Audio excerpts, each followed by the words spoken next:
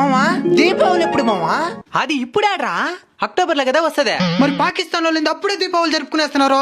అది వాళ్ళు జరుపుకోలే, మనం జరుపుకునేలాగా చేసినాం. ఎందుకు మామా? ఈ మధ్య జమ్మూ కాశ్మీర్ లో ఉగ్రవాదులు ప్యాంట్ ఇప్పి చూసి మరీ చంపినారు కదా, వాళ్ళని ప్యాంట్ విడిపోయేలా పరిగెత్తిచ్చి చంపుతున్నారు మన ఆర్మీ వాళ్ళు. ఇక్కడ ఏం జరిగిందో వెళ్ళి మీ మోదీకి చెప్పండి అని మన మహిళల్ని పంపించినారు కదా. ఇప్పుడు మనం వాళ్ళ ఉగ్రవాదుల్ని ఎంతమందిని చంపాం, ఎలా చంపామని వాళ్ళకే తెలియజేసింది కూడా మన మహిళలే. ఈ దేశంలో పుట్టిన ఏ మతస్థుడైనా సరే ఈ దేశ క్షేమాన్ని కోరుకుంటే వాళ్ళని గౌరవిస్తాం. ఈ దేశంలో పుట్టి పరాయి దేశ క్షేమం కోరుకునే వాళ్ళు హిందువులైనా సరే వాళ్ళని తప్పకుండా వ్యతిరేకిస్తాం. అర్ధరాత్రిన జరిగిన ఈ ఆపరేషన్ సింధూర్ ద్వారా ప్రపంచానికి ఒకటి ప్రస్ఫుటంగా అర్థమై ఉంటది. ఏంది మామా అది? భారతదేశం ప్రపంచానికి శాంతినే కాదు భయాన్ని కూడా పరిచయం చేయగలదు.